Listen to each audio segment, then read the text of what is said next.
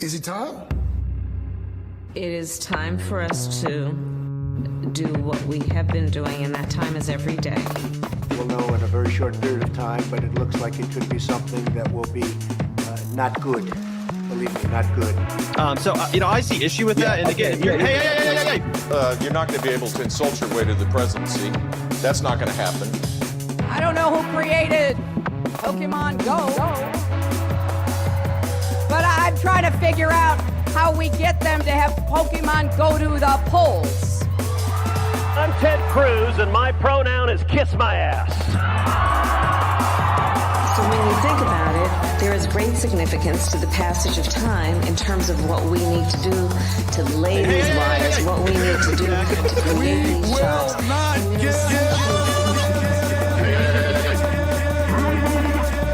America is a nation that can be defined in a single word. I was going to put him. Not good. Believe me, not good.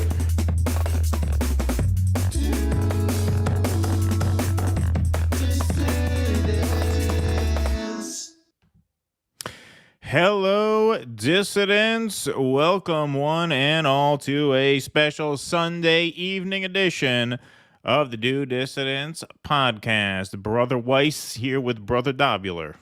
Hello, Brother Weiss. Hello, Brother Dobular. Brother Dobular got to give me your brother headbang because we got 791 brothers in the YouTube chat and we got 725 brothers in the Rumble chat. No offense to you ladies in the crowd, but we call each other brother here. Brothers and sisters and siblings, as they say. So let's bang it out.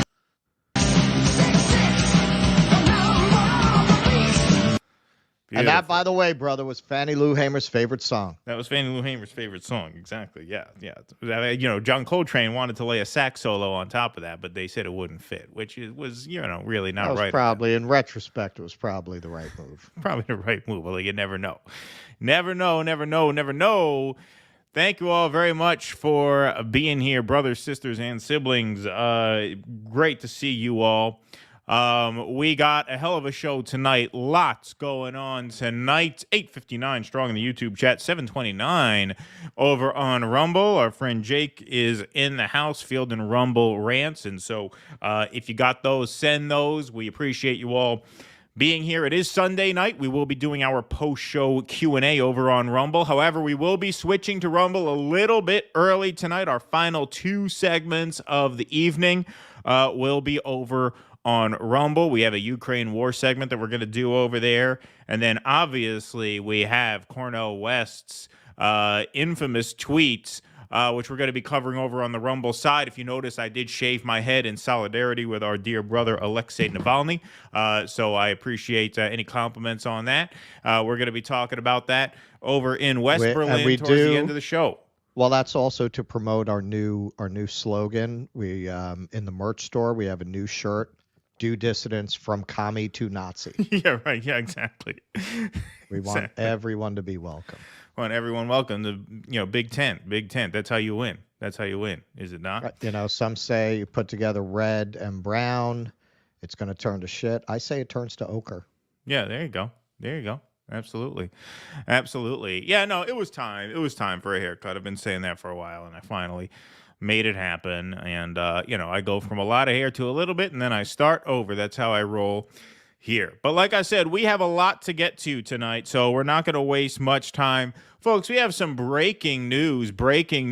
Last night, there was a disturbance at the Jimmy Dore stand-up comedy show in New Jersey. He was protested by a very rude heckler, an anti-American really just a pest of a man. Let's take a look at this. I don't even know how he got in. Yeah, I don't even know how he got in. Let's see. Oops, sorry. There we go. Hey, Jimmy!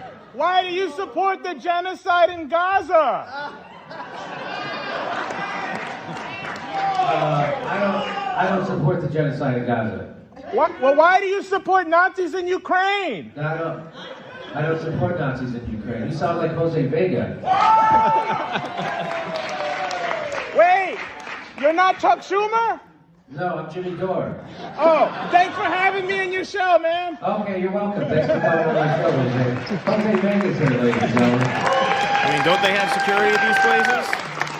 That's what I'm saying. I told Jimmy when I was out there, man, you need better security people. Yeah, exactly. Don't they check? I thought Jose's on a watch list. Is he on a list? No, he's got, just a little behind the scenes here. He's got like Misha body blocking people. Yeah, right. Exactly. It's just I'm not supposed to talk about it. I'm probably violating my NDA telling you that. But. Yeah. There you go. Let's take one more look. Why do you support the genocide in Gaza? I don't support the genocide in Gaza. What? Well, why do you support Nazis in Ukraine? No, I don't support Nazis in Ukraine. You sound like Jose Vega. Wait, you're not Chuck Schumer? No, I'm Jimmy Dore. Oh, thanks for having me in your show, man. Okay, you're welcome. Thanks for coming on my show, Jose. Jose Vega's here, ladies and gentlemen. Nicely done. Round of applause. Good on them to work that out. That was fun. That was fun. You could tell Jose's getting his name out there, man. When Jimmy said, "Hey, you sound like Jose Vega," you got a nice round of applause. People knew who he was. Yeah. That's the way to go. Yeah. I'm gonna be in the ground that spawned the both of us in March. Maybe we can find something to collaborate on. Let's see who has the temerity to do a book signing that month. Yeah, right. Let's see who's going to be signing a shitty book that month.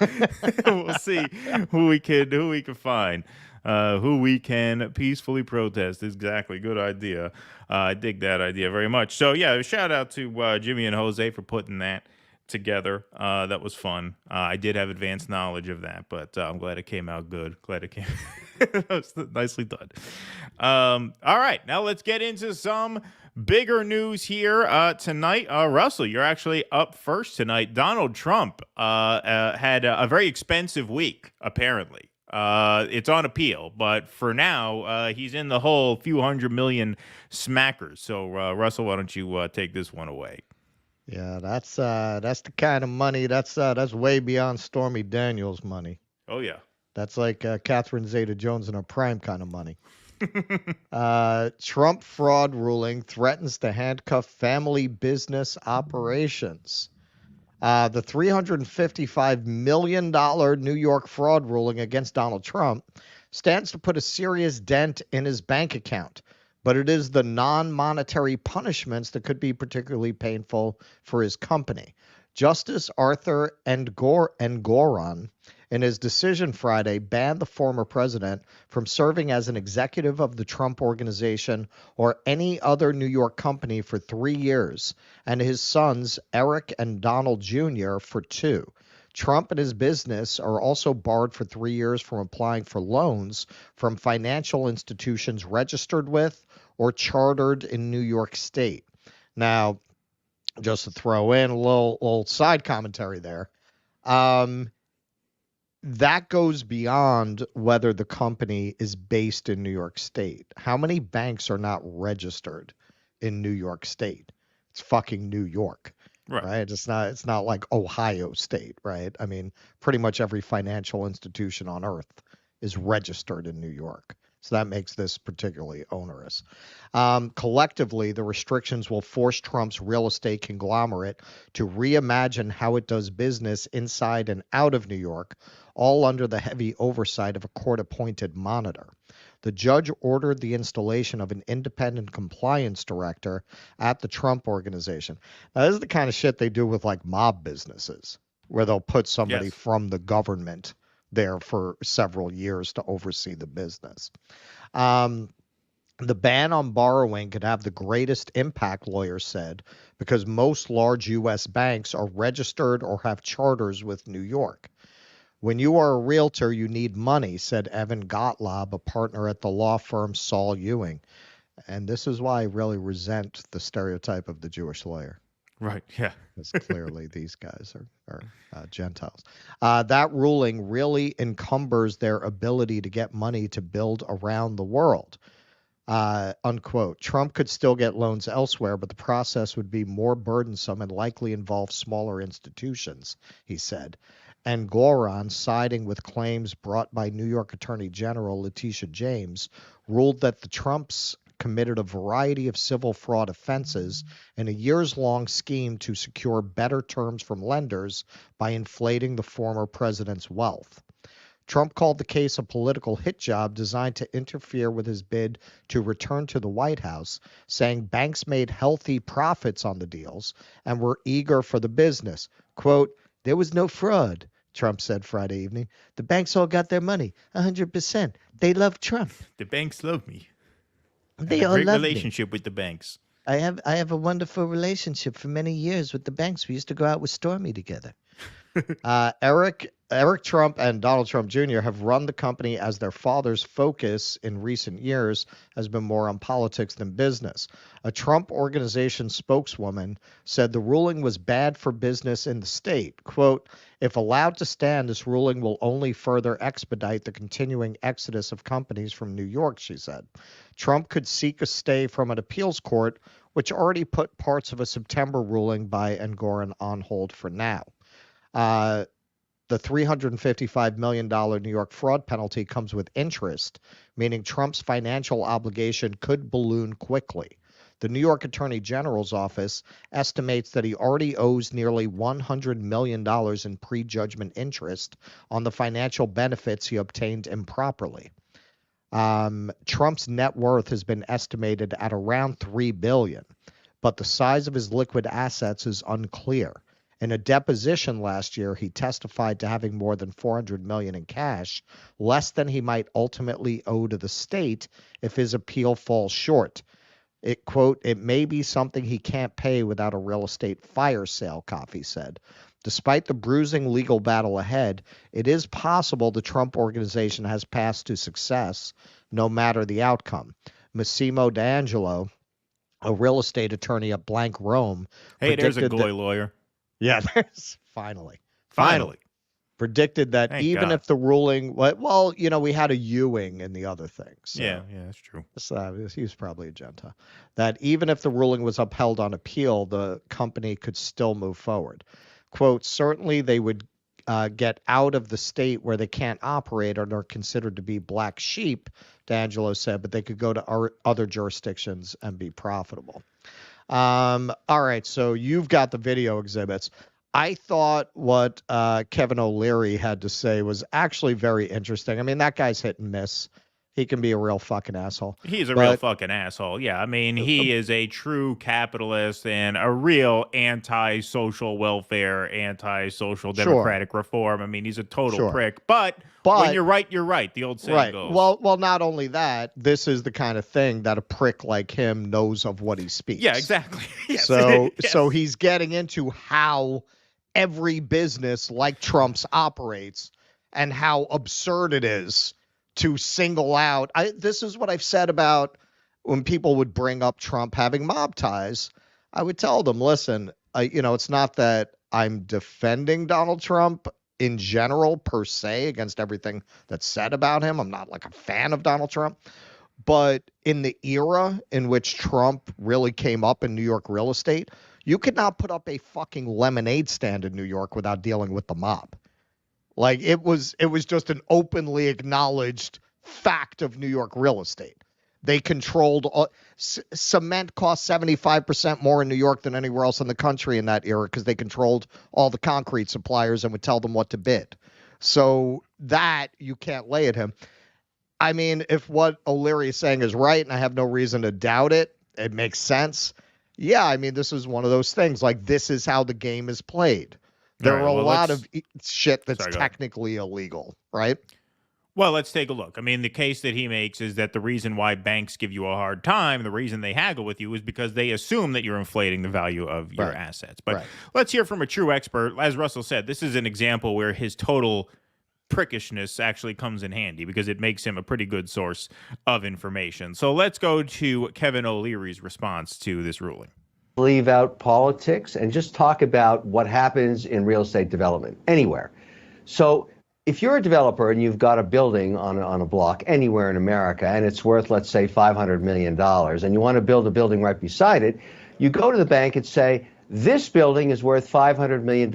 I'd like to borrow a construction finance loan against this asset, and I want you to tell me it's worth $500 million too. And the bank negotiates with you and says, well, no, we think it's worth $400 million. And you fight it out. You're always trying to show your assets in the brightest light with the sunshine you can possibly determine for them. You want them to be worth the very most because you're only going to get a 40 or 50% loan to value, as it's called. Then you borrow that money. In the case of a $500 million asset, maybe you get $250 million, and you build a new building with a construction finance loan.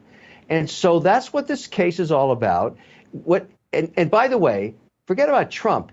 Every single real estate developer everywhere on earth does this. They always talk about their asset being worth a lot, and the bank says no. And that's just the way it is. So in this case, when I'm trying to figure out, and I'm not pro or con, or I don't care about the politics, who lost money? Nobody. The bank got paid back the construction finance loan, and a new building was built. And if you're going to sue this case and win, you got to sue every real estate developer everywhere. This is all they do. This is what they do all day long, every day. So I don't think this thing will ever survive appeal, regardless of what the fine is. This doesn't even make sense. Now, look, I know Trump's got a lot of problems in other indictments and everything else, but this, if you're a real estate developer, you're watching this, you're saying, what is this? This is ridiculous. Yeah, and like I said, that makes sense. Right. I mean, this is his realm. It makes sense that the more you can convince the bank that your asset is worth, the bigger a loan you'll likely get. He co-hosts the Shark Tank show. Different situation, right? It's not a bank loan, but they are looking to sell shares of their company in exchange for money and perhaps some piece of the action. Right. So the guy comes, hey, I have a battery operated ball washer, and we estimate the value of this ball washing company at, $2 million. So I'm asking $200,000 in exchange for 10%. And they say, well, I don't think it's worth $2 million. Are I you think it's worth tired $500,000. of your man's foul smelling balls? Yeah, right, exactly. Yeah. And they say, it's not worth $2 million. You're insane, right? That's not fraud. They're trying to get as much as they can out of you. Like, that makes sense to me. Well, that's another thing. I mean, there's a certain subjectivity to market value. Oh, of course, yes. Right? Obviously. Like how by definition. Yeah, there's no government rule that this is worth this. If somebody wants to pay you $250 million for a $100,000 house, there's no rule against it. So where is the crime here? Especially when the banks were paid back. They were paid back. No one lost money. That's also what he said. He said no one lost out. There's no victim. There's no one was defrauded here, except you're getting in this very technical area where it seems to me this is just an example. It's like what they say in totalitarian states. In the end, if you look hard enough, everyone's guilty of a crime. Well, right? yeah. It seems like that's what they're doing in this case with him, right? Like the whole industry operates on this basis, which may technically be fraudulent, but it's assumed that it runs this way.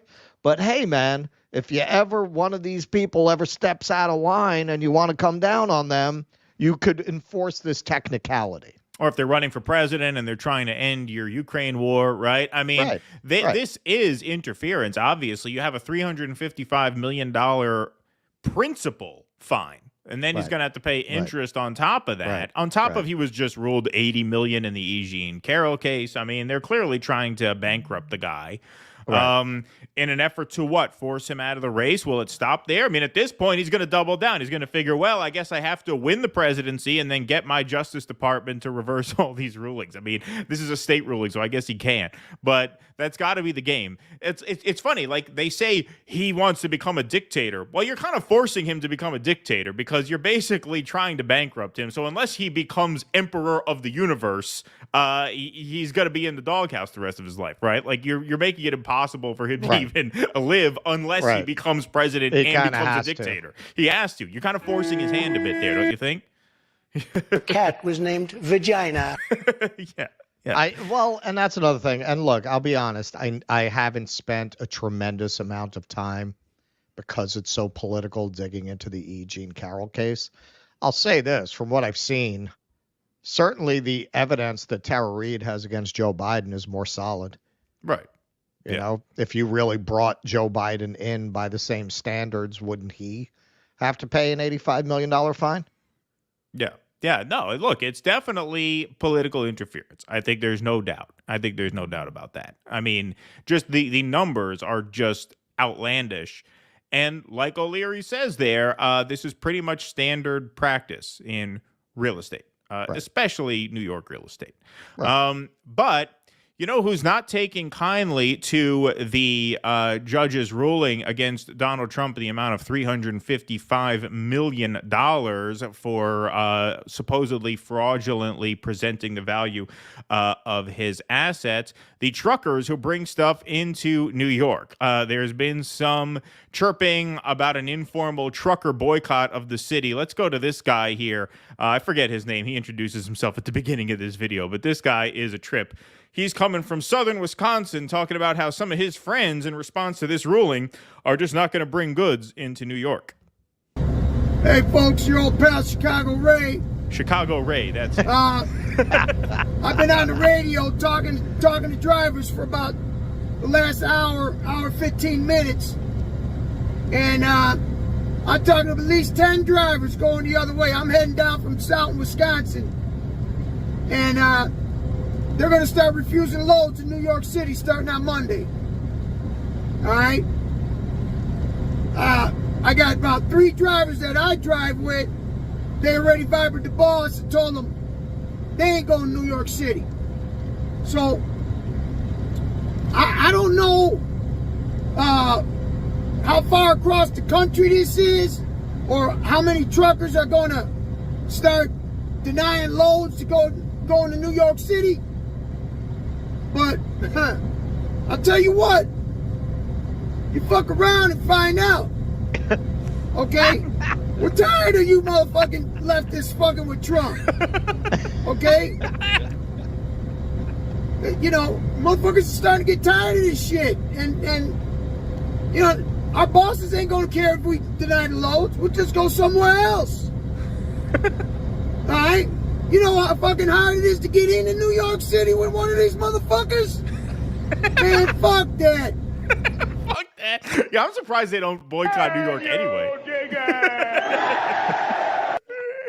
No, it's true, man. I don't surprised they don't even boycott want to drive just a car it's there. too hard. Yeah. Nah, man. When I had a job, I had to drive to New Jersey, man. My fucking jaw hurt every time I did it from clenching my teeth. It's really brutal. It's really to drive really one of brutal. those there. Oh yeah. God. Nightmare. My friend and I had to drive a film truck back. We were driving film equipment. We were doing a film shoot in the Hudson Valley, and we had to drive the trucks back over the GW Bridge. And my friend was driving the truck over the GW Bridge, and then once we got off the bridge, he fucked up and he got back on the bridge. So we went back to Jersey and had to go on the bridge again, which, as the AD said, that's a $60 mistake because we were driving 2 trucks, $30 a pop coming in. But no, it's absolutely brutal. It's brutal. And so you add this grievance on top of that. Yeah, they go, fuck that. We ain't trying. You know how hard it is to get one of these motherfuckers in there? It's insane. Well, and you know what? I don't know how this works. I don't know how much autonomy these drivers have to make decisions like that. But I will say, just put it on a raft in Jersey, float it across there. There's your shit. We're not coming in. Put it on the ferry at Statue of Liberty. Just load it on there. If they really did this, New York is the ultimate city that cannot survive without constant influx of food and goods. Like 3 days of no deliveries into New York, and you're going to have fucking riots. Yeah. I mean, look, they're not going to be able to organize this en masse to the point where it's going to shut down the city. There's too much volume. But as a statement, yeah, man, some of these truckers are like, fuck, we're not going in. Send us somewhere else. My bosses don't care. Yeah, good for him. That's what I'm saying. Like, I don't know how many of them have that autonomy. Right. Where, you're not risking your job by refusing to go into New York. I mean, maybe some of these guys are owner-operators. Some of these guys just work on contract. A lot of them. So if they say we're not coming, they don't come. That's it. You don't hire them, you hire somebody else. Enough of them say they're not coming, there's nothing they could do. Some are employees. I almost got a job driving mushrooms into New York City. Not the illegal kind, but food. Yeah. There's a mushroom farm in the Hudson Valley, and they were like, yeah, it's 6 days a week. The pay was horrible, so I didn't take it. But but so like a guy like that has to go. Right. But no, the owner operators, they could take or turn down whatever jobs they want or don't want. And so enough of them saying we're not going, that could have an impact. I mean, it's not going to happen, but theoretically it could. It's funny anyway. It is funny. Yes. Good story. Anthony Ray, what's his name? Chicago Ray? Yeah. Yo. We should have him on the show. We should have him. Yeah, we should. I bet he would come on. Hey, folks, your old pal Chicago Ray. Yeah, Chicago Ray, man. Let's reach out.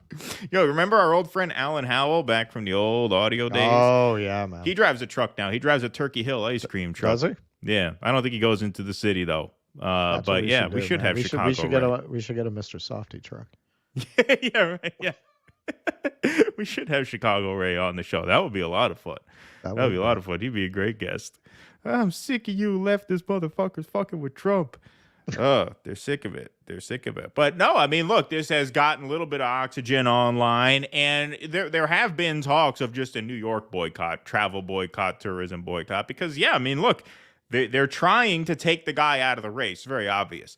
It's very obvious because the last thing they trust are voters to actually vote for their candidate over Donald Trump. Right. That's plan Z is actually go out and honestly campaign and win the election on the merits of Joe Biden or whoever the Democrats swap out for Joe Biden.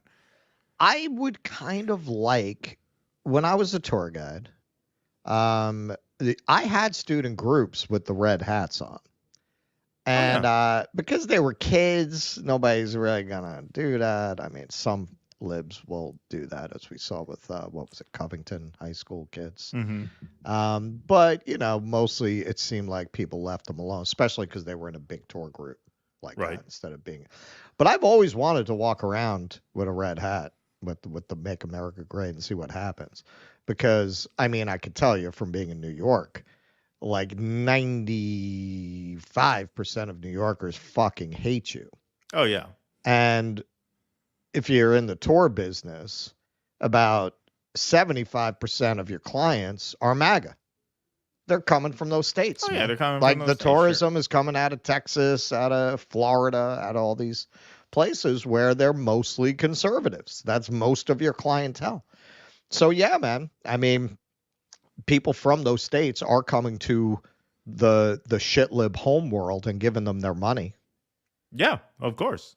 So there could be a Target Bud Light kind of thing in the works. We will see. We'll see if New York can make it.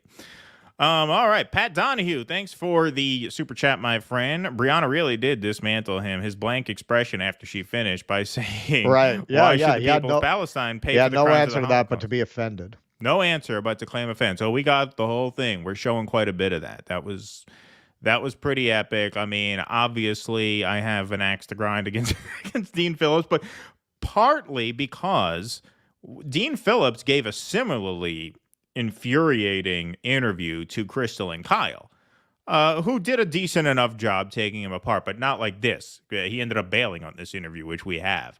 But I didn't want to cover it at the time because that was before my New Hampshire trip, and I wanted to go and ask him a question. So I'm like, I don't want to blow my cover and create a video that gets 20,000 views and someone tweets it at him and they see me there and they kick me out or he doesn't take my question. So I wanted to keep my lips sealed in the hopes that I'd get to ask him a few things in person, and we all know how that went.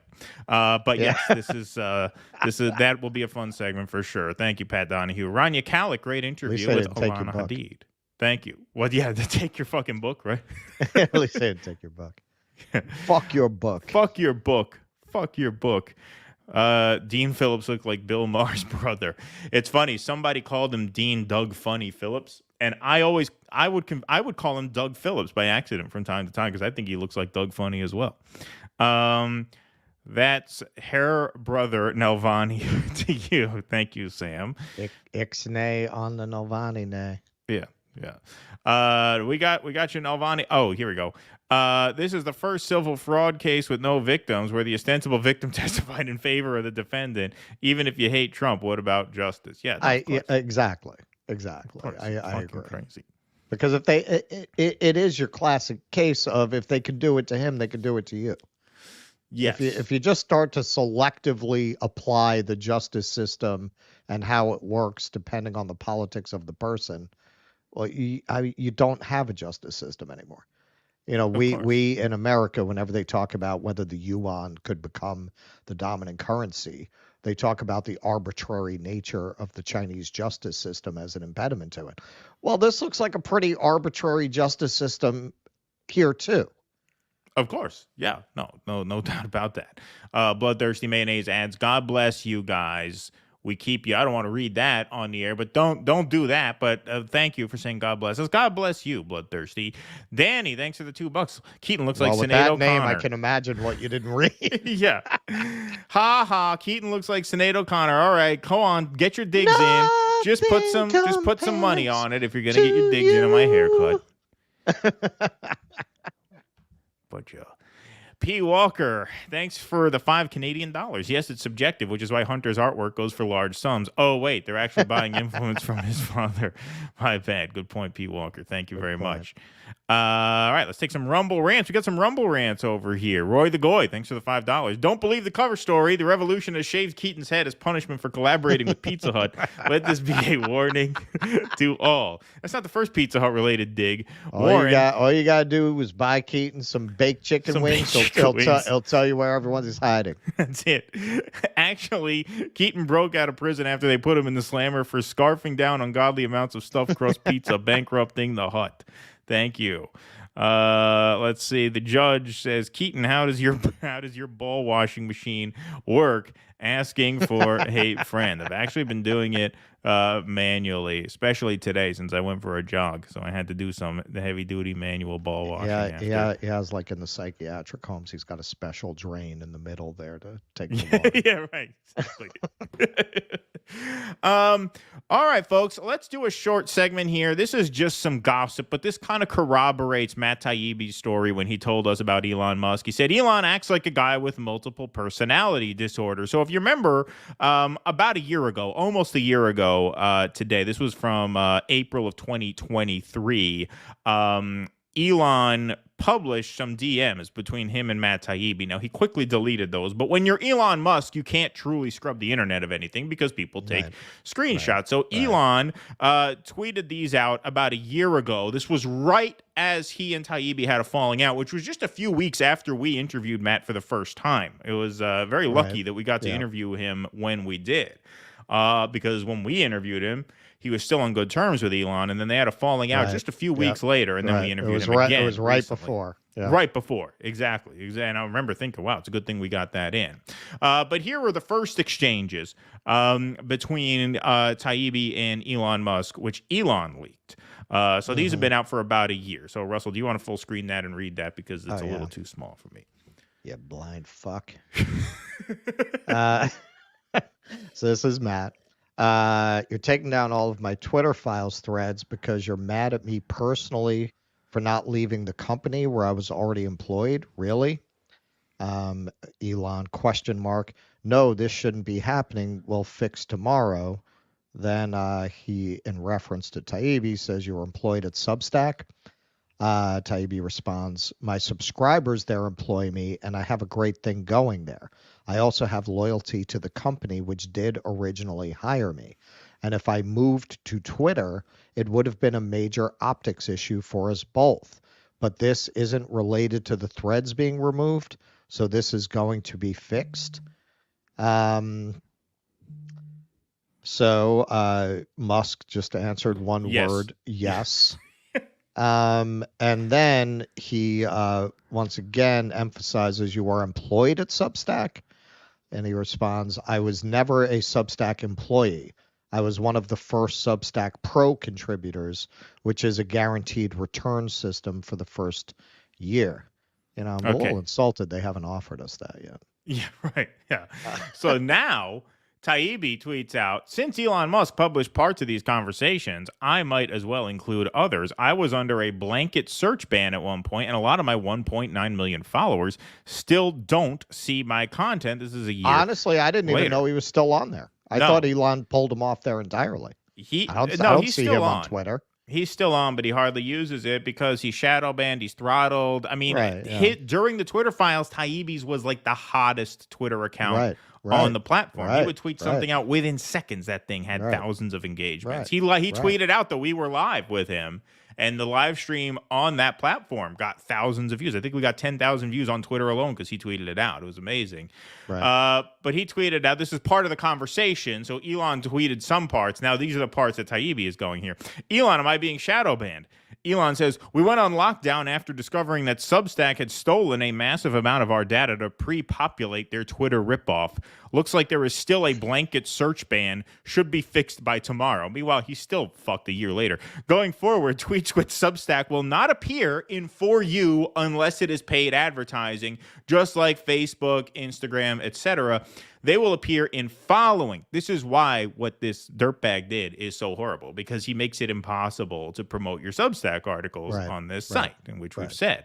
Now, here's where it goes. Elon, I've repeatedly declined to criticize you and have nothing to do with your beef with Substack. Is there a reason why I'm being put in the middle of things? This really seems crazy. Elon writes back, you are dead to me. Please get off Twitter and just stay on Substack. This is about the Substack thing. Seriously. You know, you said we wouldn't have a chance to use this tonight, but I think we do. Fuck the moon.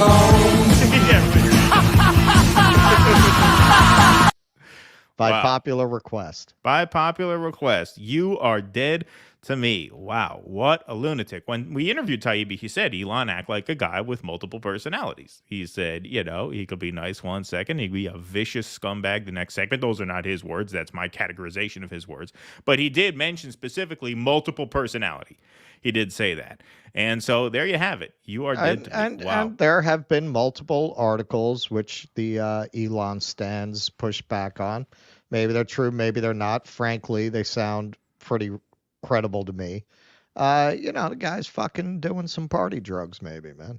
You know, that could be part of it too. That would also explain very drastic and sudden shifts in mood. Do I think the articles that have come out about it are hit pieces? Yeah, those two things can be true at the same time. Right. It could be a hit piece, and he could be fucked up on blow, man. You know, both things can be true. He could be doing that Special K, and it could be a hit piece. Yeah. Yeah, no, for sure. For sure. And we delved into that case on the Jimmy Dore show a while back. But yeah, man, you are dead to me. Why don't you just get off of the platform? See, he couldn't disable his account. That would be too much. Everybody would get on his ass. But he basically shadow banned him out of relevancy on that platform, took Substack down with it. And now when you write a Substack article, you have to promote on Substack Notes because it just doesn't get anywhere. I mean, it goes nowhere on the X platform. Even like the Seymour Hersh pieces, you know, they were big enough, you know, to the point where they got a little bit of traction, but not much. Those didn't go viral on X, you know, those were elsewhere. And so, you know, if you're for free speech, I mean, Substack, along with Rumble, is one of the real vital free speech platforms because it's multimedia. You can post video, audio podcasts, and written pieces. And it's a hugely valuable asset for anyone who cares about free speech, you know, because you can do anything you want on there. And you could say whatever you want. When I write articles on Substack, it's very often I write pieces that I'm not allowed to talk about here on YouTube, right? Like that's the point. And so it's huge. And obviously he cares less about that than the fact that they stole his design or whatever the fuck he was worried about, you know. Yeah, well, Musk, I've always described him, his management style as Queen of Hearts. Right. You know, it's very schizophrenic, it's very unstable, it's very off with their heads depending on his mood that day. And hey, he's such a free speech advocate, not to step on the segment, but why isn't he saying a word about Julian Assange? Yeah. He's not saying a fucking word about it. You're such an advocate for freedom of speech. Where are you? Nowhere. Exactly. Today of all days, this week of all weeks, right? I believe we are at 666 likes. That's what word on the street is that we're at over 666 likes. So why don't we hit that? There you go. B, thanks for the $1.99. Who's Trump paying these damages to without any victims? Is it just to the state? Does he just owe it to New York State? Because they did get their money, right? They got paid everything. Is it just a penalty? Yeah, it probably would go a fine? To the state. Yeah. Wow. Great show, gentlemen. Thank you, says Anthony Levinson. Thank you, Anthony. Appreciate that very much. Kenman says, what do you guys think of the Guardian paper? You mean the newspaper? Hit and miss. They wrote a piece about us. Exactly. We were in the Guardian a while ago when we did our AOC sunscreen take. And they didn't exactly represent. They treated us kind of unfairly. They were a little unfair. Not the terrible. failing Guardian. Not horrible, but a little bit unfair, I would say. So yeah, I mean, we use their stuff sometimes. You know, like I said, they are hit and miss. Okay, folks, you can support this program by going to patreon.com/do-dissidents. And becoming a member. New Patreon members, you have been added to this evening's scroll. We have our friend and producer Jake in the house. Thank you, Jake, for that. We are sending Russell to London this week. Russell, you're getting on a plane tomorrow for London to cover the Day X hearings. We did do a special project fundraiser for that, but obviously your support over at Patreon, Substack, and Locals helps a great deal as well, because the funds that we set aside, those pay for the expenses. They don't pay for the time, though. In order to make the time for this, we need members, and so you guys are the backbone of the show. We say that every time, and so you can go to patreon.com/do-dissidents, do-dissidents.substack.com, or do-dissidents.locals.com. You can sign up for our locals right underneath the screen. If you're over on Rumble right now, you can hit that red button and join our locals community for as little as $5 a month. You get special perks like your name up on the show credits. You also get call-in access to our Sunday night post-show Q&As.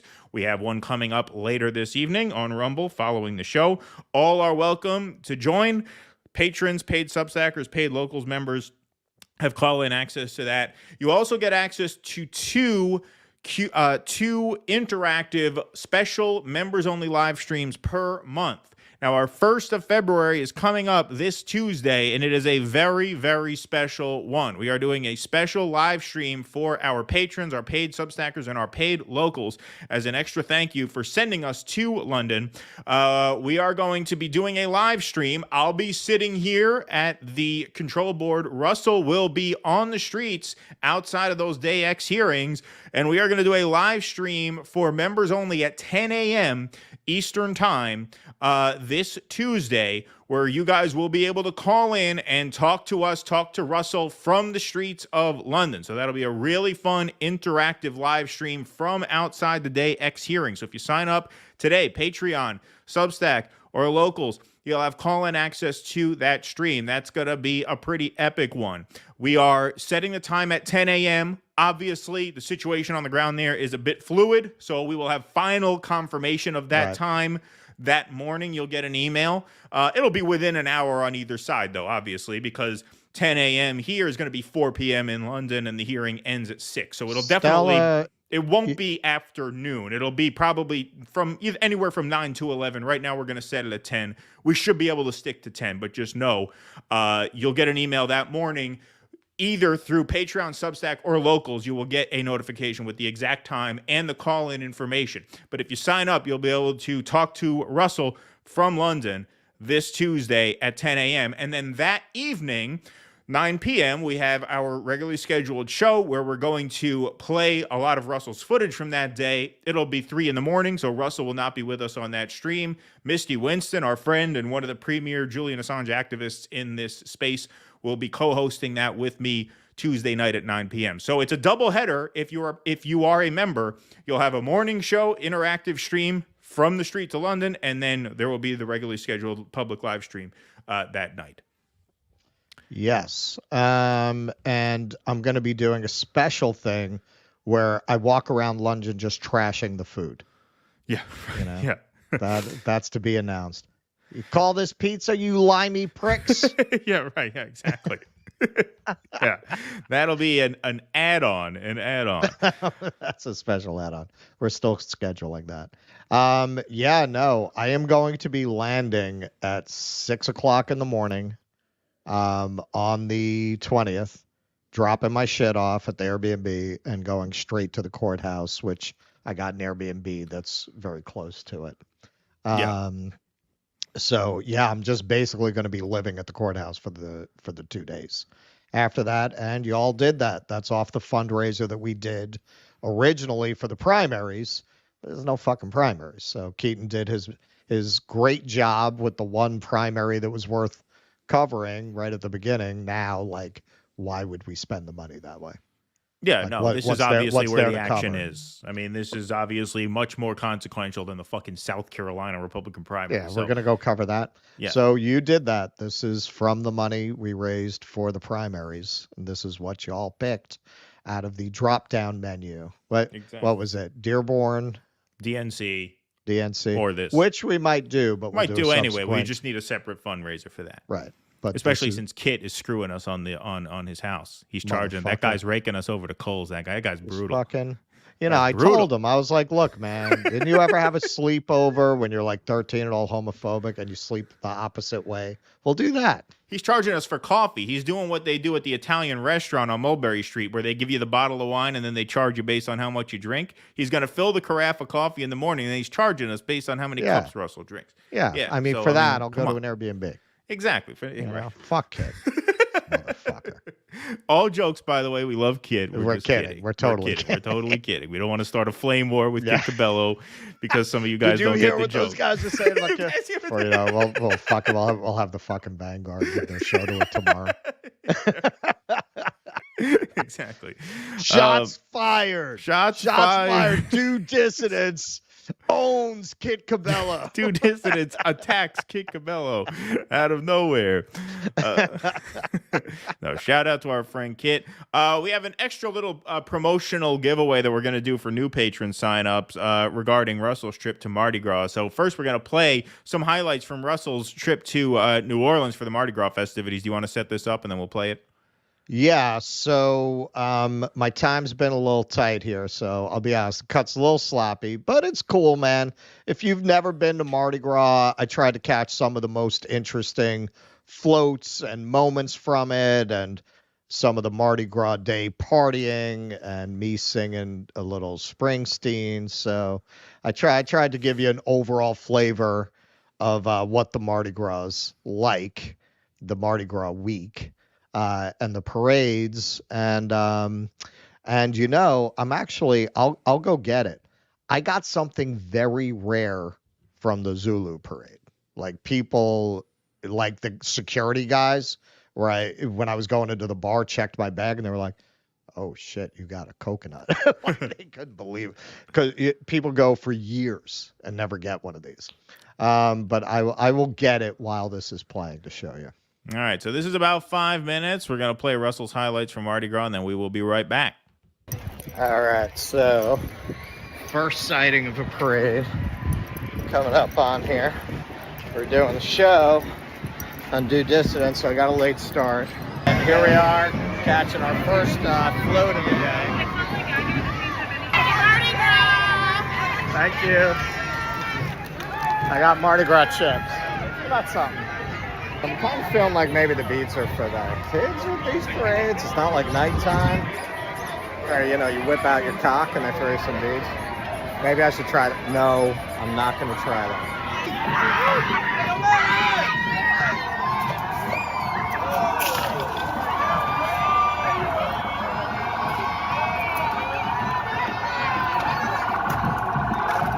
Hey, kid, I ain't got no use for this. I know!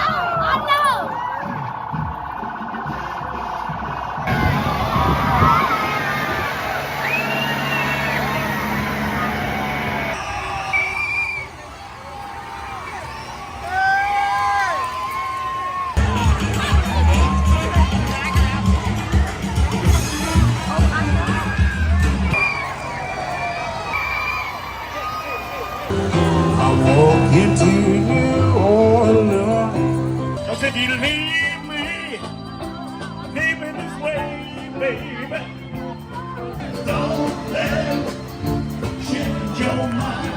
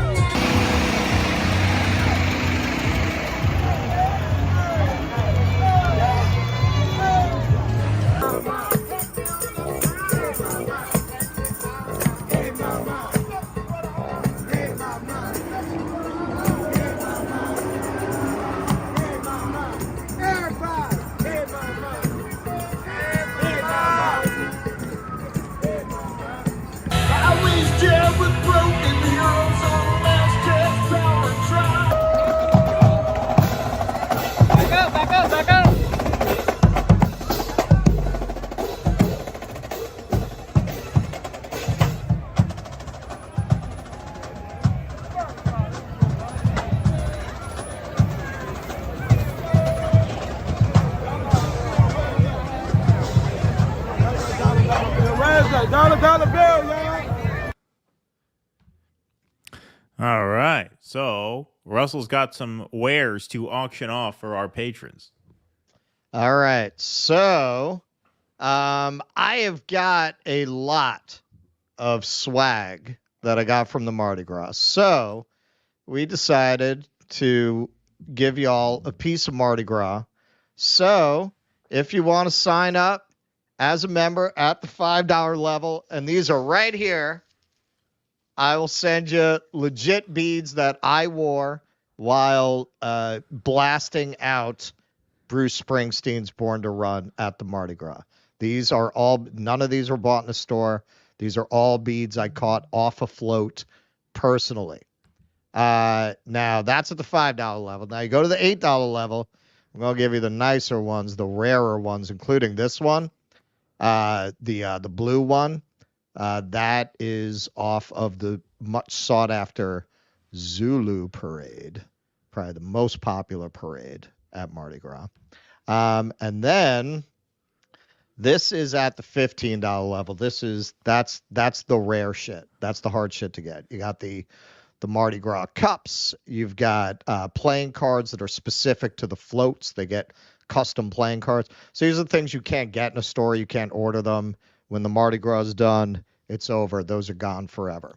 The football, that is Bacchus, I believe, right? That's yeah, that is from the Bacchus parade there. I should have saved my hair from the barber. I could have shipped people some of my hair. Could have shipped some of your hair. Yeah. So while supplies last, I will be sending these out to people who sign up at the $5, the $8, and the $15 level for the swag. Now, for people who know, they know these are very hard to get. We had somebody actually in the comments section say he went to like 5 Mardi Gras Zulu parades and never got one of these. I got one of the very rare sought after Zulu coconuts. These are very hard to get. They're hand painted. They're made by members of the Zulu crew. And you can see this one's signed, furred. And that I am not giving away. That is, you will see it when I get back to New York City. That'll be on the bookshelf behind me. But yes, I got me a Mardi Gras coconut. And I'm going to be honest with you. I'm going to tell you the truth. I'm pretty sure the person who gave it to me did not realize I was a white boy. I'm almost positive because they, they get into a rhythm. He handed it to me and I got it and he didn't let go of it. And I'm like, and he let go of it. I'm like, it became a thing where he was going to have to punch me in the face. So, wasn't worth the fight. Was it? To let it go. I mean, it was handed to me. It's not like I freaking jumped up there. I mean, right. Like I'm supposed to let go of it. But yes, I got one of the rare sought after Zulu coconuts. All righty. Well, there you have it. That's our promotional segment. Where's Kill? Thanks for the $5. Keaton, why you look like a 1960s serial killer? Yeah, keep going. Keep going. Hey, as long as you guys pay, you can take as many digs at my hair as you want. Thank you, Where's Kill. Thanks for the $3.33. Maceo Gabbard. Appreciate that very much. Let's see what we got over on Rumble here. We got a couple of these here. Roy the Goy says, thanks for the $5. Keaton, now that Russell's become a sophisticated international journalist, would you describe him as the Christine Amanpour of Two Dissidents? Yeah, there's got to be somebody a little better than that. But yes, for now, in absence of a better idea, I suppose we can. Thank you very much for that. All righty. So when do Saudi Arabia and Emirati royals start renting penthouses for $100 million to pay Donald's fine. Solid investment for them over the next 4 years. Yeah, good question. Thank you, Back from the Road. Thank you, JM, for the thumbs up and the $2. Appreciate that. And thank you, Giovanni Polidori. Like that name. Thanks for the 4 Canadian smackers. Appreciate that very much. All right, moving right along. Once again, folks, just a reminder, we are going to be switching to Rumble for the final 2 segments of our show. You can go there by clicking putting this in your URL, dudissidents.com/Rumble. Our friend Jake made us a lovely redirect link where if you put that into your search bar, it'll take you right to this live stream over on Rumble. And that's coming up soon, but we got a couple more segments to do right here. In fact, we have 3 more segments to do. So let's get into this one. Egyptian comic Bassem Youssef sat down with Chris Cuomo for an interview, a podcast interview. And he explained to Chris Cuomo that while he is now eligible to vote in the 2024 presidential race, he is choosing not to vote for Joe Biden and probably not voting at all. And he explains why. As I'm one of those people, I would vote blue no matter who. I will never give my voice to Biden after what he's done. So then what do you do? If you're blue no matter who, and the who is Biden and you won't vote for him, what do you do? I would sit that one out, seriously. It's crazy because I became an American citizen in this country, and I'm so happy to vote. And it took America 4 years to get checked out of the elections. Because if you are continue supporting a daily killing there, and you're not even wanting to put the slightest effect to stop the killing, why would I vote for you? And then they come back and they blackmail us. It's but reproductive rights. At least if a woman in Tennessee cannot have reproductive, she can travel to California, New York to do it. Those people in Gaza have nowhere to go. So and it's always been the Democratic Party blaming the minorities because the Democratic Party gave us the promise that we are on your side. But in reality, they are not, because here you have a war, 27,000 kids, 27,000 Palestinians killed, 100,000 being injured, 70% of the homes. You did this show with Abdul Jabbar, the father, and you gave him the space, and I really appreciate and this guy is an American citizen. He's not even in Gaza, and his son was killed for throwing, and he's not even throw the stone. And even if he throw a stone, he should not be killed. So it really gives you a lot of perspective to see what a guy who is fairly new to this U.S. system, he's able to deduce very, very quickly what it took many of us many, many years and 2 failed Bernie Sanders campaigns to see, which is that the Democrats basically blackmail you with these social policies that they are marginally to the left of the GOP on, and they try and hang that over your head and guilt you into voting for them anyway. And then the other piece of perspective that you get from that is how relatively first world our problems are here. And this is not to necessarily minimize the struggles of people in red states who need reproductive care and can't get it. There was a horrible story out of Idaho last week about a couple who had a miscarriage and they couldn't get the treatment that they needed. They had to go back and forth to Washington State, and it was horrible, but they had a place to go. They could go to Washington State. His point is these people in Rafah right now are trapped with absolutely nowhere to go. And so this kind of blackmail, which he absolutely correctly puts that way, is not working with him, and apparently it's working with fewer and fewer people. This is just the headline here. I just saw this right before we went on, but I thought I should screen share this. This is from the Huffington Post. Biden's support for Israel is fracturing the reproductive rights movement. Reproductive justice workers believe Biden is contributing to a maternal and reproductive health crisis in Gaza. They're deeply frustrated with him and the big reproductive rights groups that are backing him, that by Alana Vagianos, which is a great name for a woman who writes about reproductive care, Vagianos. I mean, can't get any better than that, right? That's like there was a whole thing in Freakonomics about whether your name determines your destiny. But it clearly did with this woman. Clearly did, indeed. So I won't read from here, but if I just highlight they're deeply frustrated with him and the big reproductive rights groups that are backing him. We were talking a little bit on air, off air earlier, Russ and I, before we went on, about how Planned Parenthood basically just an unofficial arm of the DNC at this point. So you see this argument really falling on deaf ears. Obviously, Kamala Harris was heckled by ceasefire activists at her reproductive rights event. Joe Biden had a reproductive rights event where he got protested as well. And so you see here a guy like Bassem Youssef, relatively new to our system, saying, it's funny, it took me all these years to be able to participate, and now I'm choosing not to. How quickly the American system turns off someone who finally gets to participate if he wants to, righteously and rightfully choosing not to. Well, I think it's the point he's at on the timeline. This is why at this point there are less of them, and I have less patience for them. The libs who ran around sharing around Jimmy Kimmel's bullshit. Oh, just because you think Alfred's too old to take care of the Batcave doesn't mean you vote in the Joker. They're all fucking sharing that. Like, look, man, you got those people, but they are such a small number of people now, and they're all fucking old as dirt and just fundamentally. There's an R word I would use here, but I'm gonna refrain. But you know what I'm saying. Like that, but very few people can buy that anymore. So if he came here in 2008, would these observations have been any less true? No, but a lot of us hadn't caught on yet. It just wasn't as obvious. Now it's just so painfully obvious that you're just not going to see all that many people unless they're pretty old and pretty rich who can buy into the good Democrats, bad Republicans narrative anymore. Yeah. And so very, very well done on Bassem Youssef's part.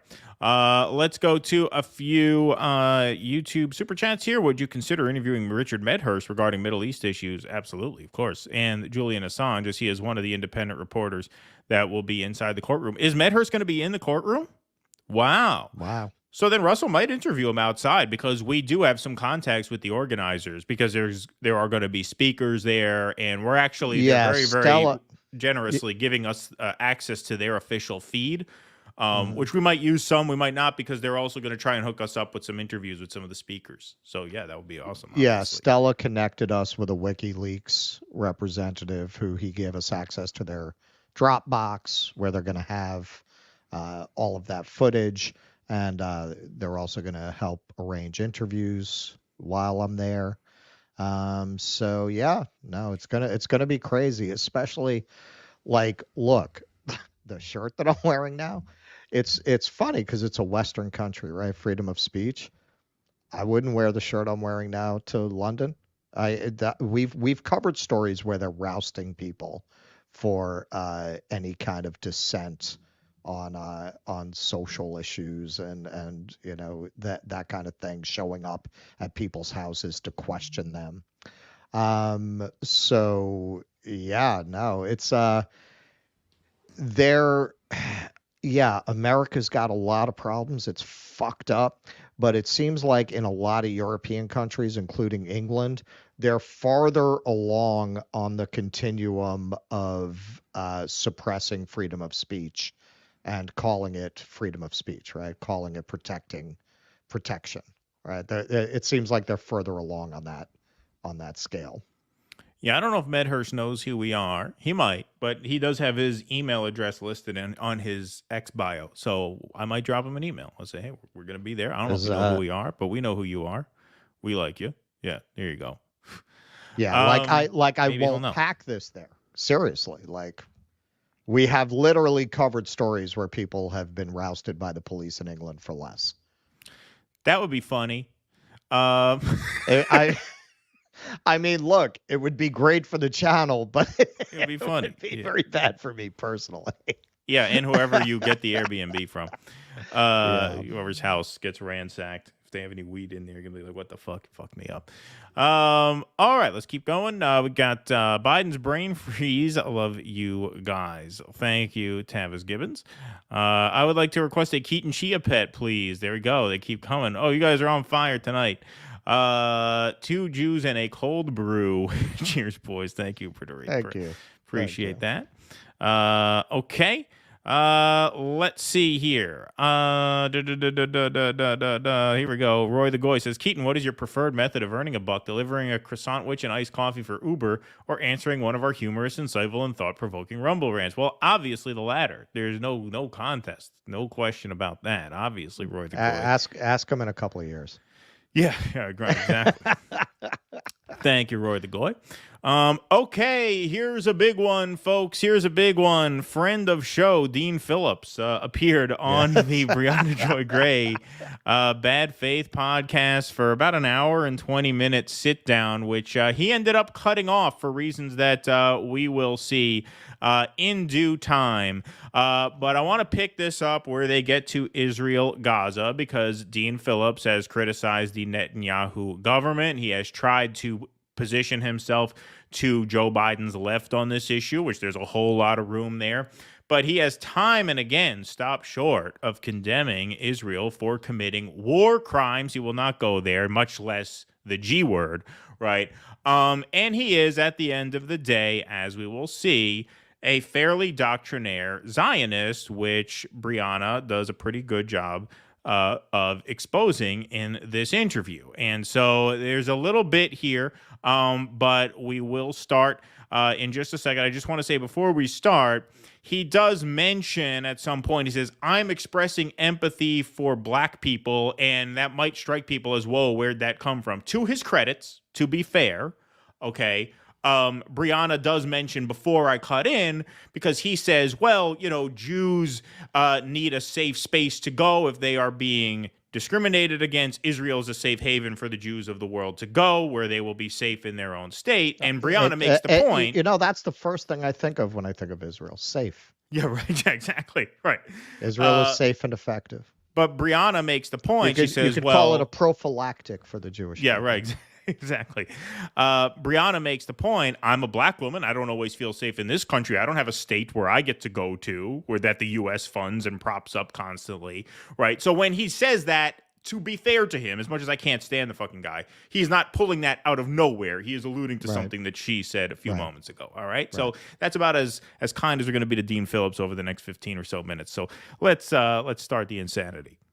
Empathize. When you tell the story of Jewish ships full of Jewish people after the Holocaust being turned away, I've spoken at length on this podcast about how disgusted I was to discover that Otto Frank and Frank's father application was turned away, and how close they came to be able to immigrate to America. I'm disgusted by it. But the question is, why should the actions of an anti-Semitic America and an anti-Semitic Europe be paid for by the people of Palestine, who had absolutely nothing to do with the horrors of the Holocaust?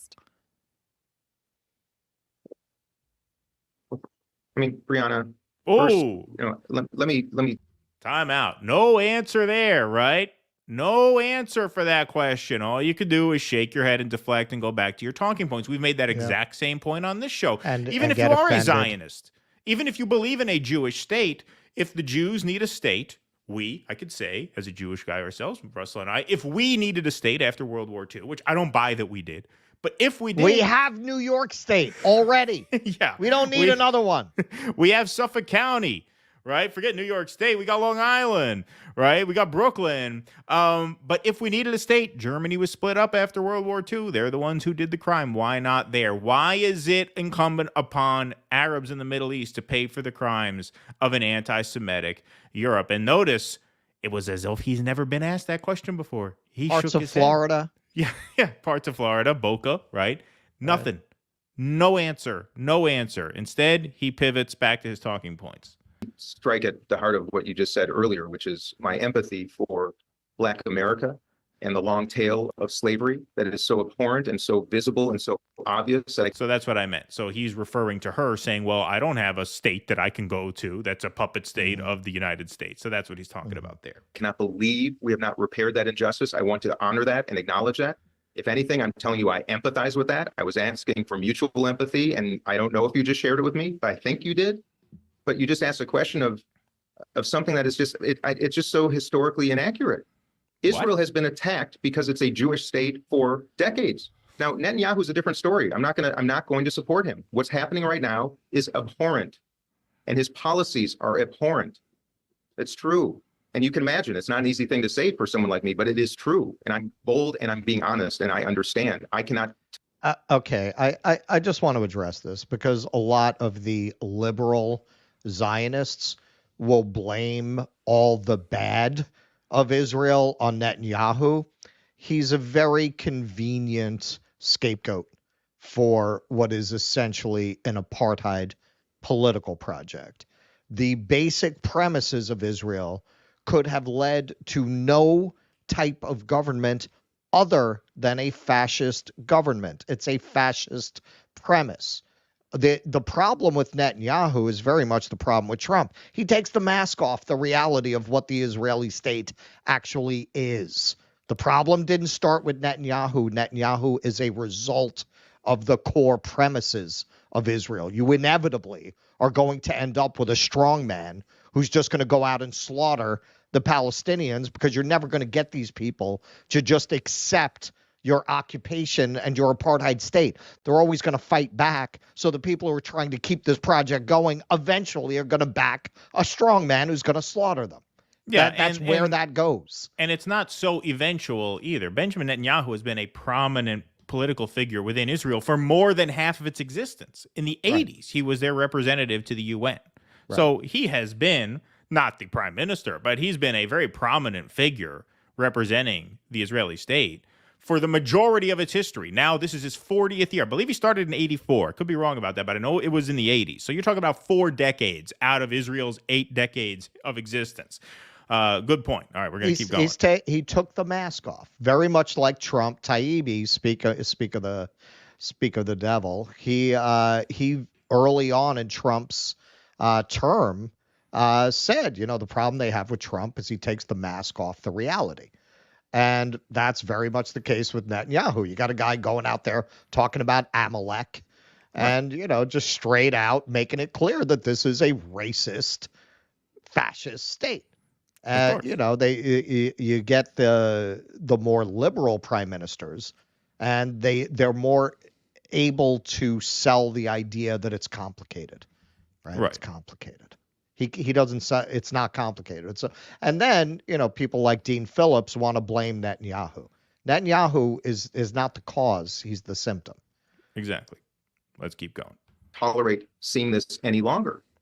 But Israel has been attacked since the day it was established by the free world after the Holocaust. It was attacked by its neighbors, and they survived. That's like saying that American settlers were attacked by Native Americans because they were white. Or because they were Christian. Let's see how he reacts to that. I got to tell you, I'm expressing empathy for Palestinians, for Muslims, for Black Americans. I'm not feeling what I'm surprised, to be honest with you, and I'm offended. What is surprising about this, Representative? That was a fantastic You're point. Offended. That's a fantastic point. Well, exactly. That is the core contradiction in the entire Israeli project. She nailed it. And all he can do, all any of them can do, the supposedly liberal ones, is retreat to being offended. You're offended about what? About what? What about that analogy is incorrect? No, it's the perfect analogy. Absolute. I couldn't have picked a better one myself. I couldn't believe it. When she said that, I'm like, God damn, that was perfect. That was perfect. That's the lawyer in her. Yep. And man, was that good. Because were Arabs going into Poland? Were Arabs going into Eastern Europe pre-World War II? And attacking Jews? No, they attacked them when they were there because they were there. Just like Native Americans didn't sail to Europe and start attacking Europeans. They attacked them because they were there, not because they were white. And again, no answer whatsoever. Well, his answer is to be offended. Right. His only answer is to call her an anti-Semite, low-key, which is what he did. That's what he did to Crystal and Kyle. And, look, as much as we are not fans of Kyle, I got to give Kyle credit. He said, you just called me an anti-Semite. Like you're claiming offense. You just called me an anti-Semite. Kyle didn't make as good a point as she did. But similar thing. That's all they have. All right, here we go. I'm just surprised. I'm surprised by the lack. I just explained it. I'm surprised by the lack of empathy of progressives relative to the Jewish people and the state of Israel, not Benjamin Netanyahu. What do you say, Dean Phillips, to the thousands and thousands of Jewish advocates for Palestinian rights who comprise organizations like If Not Now and Jewish Voice for Peace, and people like, frankly, Bernie Sanders, I think, could go a little farther. He still won't say the word ceasefire, but he was arguing in front of Congress to actually have us follow our own laws and limit aid based on the humanitarian actions of Israel. This is not a issue on which Jewish people are all on one side or the other. I had a Holocaust historian from Dartmouth on a couple of weeks ago talking about all of the different prongs of Zionism and how we have this revisionist history of what it means to be a Zionist, and how many Jewish thought leaders from Albert Einstein all the way down were highly critical of the Zionist project precisely because they saw it as replicating the harms that were done to Jews in Europe on a new population. And that never again was supposed to mean never again for anyone. We're not talking about a historical record where Jewish people just decided to immigrate to the land of Palestine and live alongside. There were Jews, Arab Jews, that lived in Palestine since time immemorial. That's not the question. And peace and prosperity. The question is whether or not a land grant from a colonial power like the UK can be given because of guilt, much well-earned guilt, frankly, over the anti-Semitism and a refusal to accept the victims and the survivors of the Holocaust, and to offload the issue onto another part of the world. And as I'm sure you're aware, there was a conversation about whether or not Israel should be located in Africa. But for various reasons, and I highly recommend people go back to listen to our episode with the Zionist historian of Zionism, it ended up being in Palestine. And so that is a kind of original sin that I see as very akin to where the Jewish people originate. I mean, that's the whole point. That's the whole point. That's where the Jewish people originated. So he doesn't view it as an original sin because he views Palestine as the Jewish homeland, and therefore their settlement there is not an original sin. The forceful displacement of the Palestinian people to create the state of Israel, Briahna says that's the original sin. He obviously doesn't believe that. Why? Because Dean Phillips is, and I say this as a Jewish white man myself, he is a Jewish supremacist and a white racist. Plain and simple. You are both those things if you do not concede that the Nakba was the original sin of the Israeli state. There's no nice way to put that. You might not view yourself that way. He views himself as a very compassionate, liberal, peace-loving man, but you are a Jewish supremacist and you are a white racist if you think that it was okay to forcibly remove people from their homes to create the state of Israel based on a biblical claim to an ancient land. Well, and what he's saying, if you're going to base everything on a biblical claim, that's not even true. They would have started in Africa, actually, before moving into the Middle East. And again, I mean, it's a ridiculous thing to say. There were people who were there who governed it before the Jews. The Persians. Do the Persians have a claim? Should the Persians come and take over? Does Iran, the successor state to Persia, have a claim to this region? It's ridiculous on the face of it. This one, Elon Pape definitely said. It's one of my favorite quotes from him. Most Jews are secular. Most Israelis are secular, but they all believe God promised them Israel. Right. Exactly. All right, let's keep going. The whole point. That's where the Jewish people originated. You cannot have... There are Ukrainian Jews and Russian Jews and Polish Jews and French Jews and British Jews and Jewish people who have been living in Europe for centuries and decades, centuries and centuries. And on the other hand, you have Palestinians who are 80 years old, who are clutching the keys to the houses that they grew up in. They're on the other side of the wall, who have been told that they cannot go home because my Jewish friend who's born in Philadelphia gets to have a right of return, but they do not. Like that's, no answer. That is the Just injustice points it out. See, he doesn't actually have a problem with any of what she's saying. Right. He's opposed to the violence, right? He doesn't want the barbaric violence now. He is affected by that, which is more than I could say for Joe Biden, apparently. So good for you. Again, Elon Pape, there's no such thing as a liberal Israeli. Exactly. But he does not have any objections to anything she's saying. If he did, he'd be voicing them. He's not. He's shaking his head nervously. He's nodding. Let's see if he has anything. Let's see how he responds. Wait till you see this. It's coming up in a little bit. Talking about here, if we're talking about moral weight and what was deserved after the Holocaust, you have my utmost sympathy. You have my utmost empathy. But the question isn't what is owed. It is what is owed from whom. And why is it that Europe gets to offload its own responsibilities? The Jewish state wasn't in Poland. I bet you a whole lot of people who had been chased out of their lands and put into concentration camps would have loved to feel safe in a land where they spoke the language and they had their own community and they had their own belongings and the like. But this is the only reason they were living there, Briahna, is because they were forced there by the Tsar. It's hard to listen to, but go ahead. I'm just, I'm offended, but I'm listening. I mean, that's nothing fine. to say, and we can all but sit here and be I'm offended. offended. But the question now isn't really, it's a moot point because in large part, Israel won this battle. They have established a Briahna, country, if I could just say, you're attacking me in a funny way because I'm telling you, She's not attacking what's you. so interesting is She's owning you. She's dominating you in this debate. If you could even call it a debate, it's so one-sided. I hesitate to even use the word debate. She's dismantling you. She's exposing you as a Jewish supremacist and a white racist, but she's not attacking you. She hasn't called you any names. She has not been hostile. She's been totally cool. She's been very well presented. She's cool as a cucumber. Nobody's attacking you. The only claim he had, the only response he had was essentially a biblical claim. Of course. And that's all any of them have. We have, and this clip has been getting more play lately because of the circumstances. I had never seen it before October 7th of Chuck Schumer saying that they very dismissively, the Torah promised Israel to the Jews, but they don't believe in the Torah.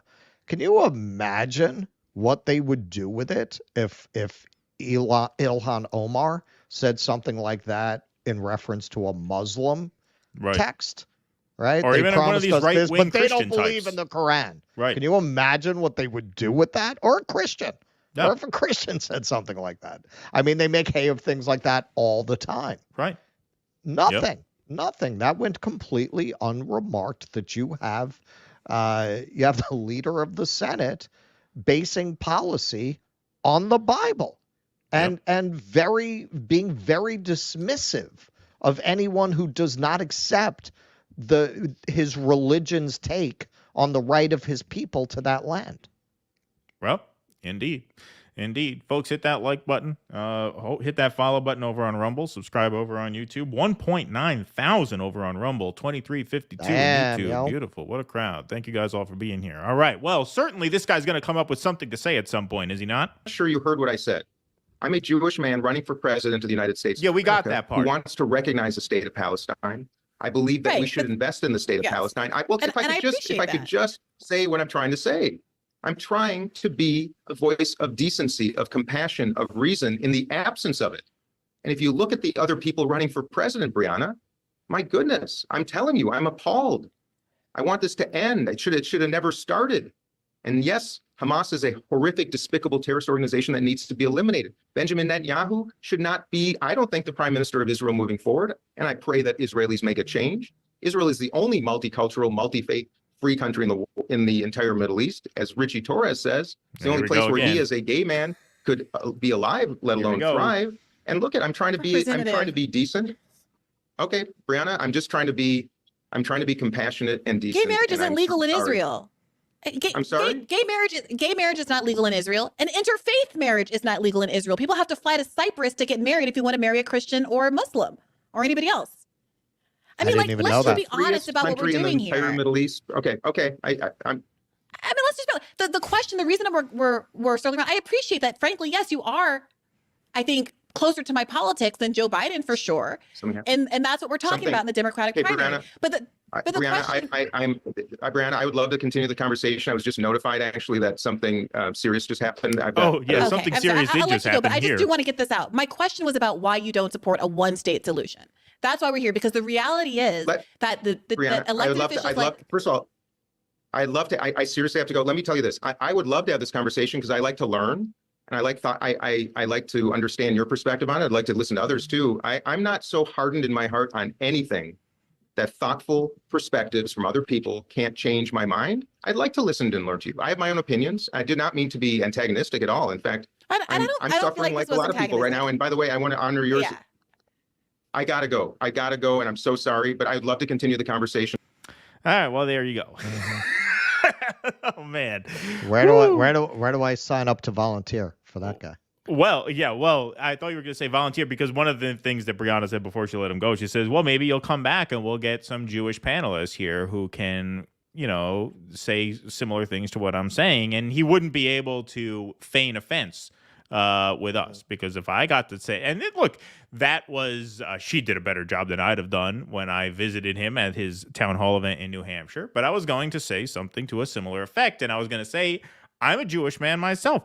I sent my kids to a Jewish daycare center before we moved up here. Anti-Semitism was a concern. They put the kids on the second floor of the daycare center behind another set of locked doors, right? So thought crossed my mind. I had conversations with my wife about it. I'm not dismissive of that. I think what Israel's doing is making the kids in those daycare centers less safe than they would be, number one. And B, you can't just talk that shit. I'm sorry. You can't just hide behind a fence. What she said was not offensive at all. Not in the slightest. And she just obviously, he obviously had nothing to say. He said nothing except I'm offended. And then he said he had to go.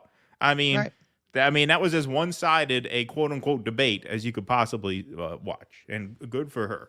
I would volunteer to be on that panel, but I've talked too much shit about him.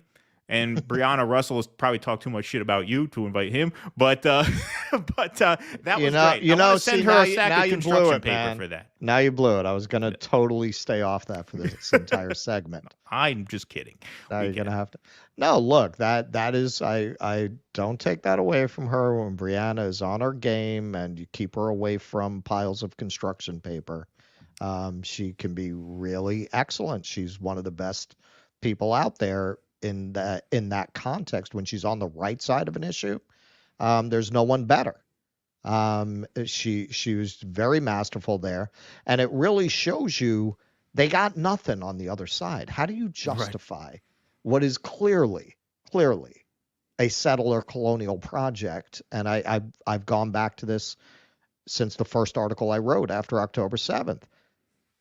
You've been spending at least a decade pushing the idea that our colonial past is racist and has created horrific scars in society, and that we need to take extraordinary means and we need to apply equity rather than equality. You've been applying all of these standards until it came up in real time, until it stopped being a historical question where nothing can really be done, and it became a current question that affects U.S.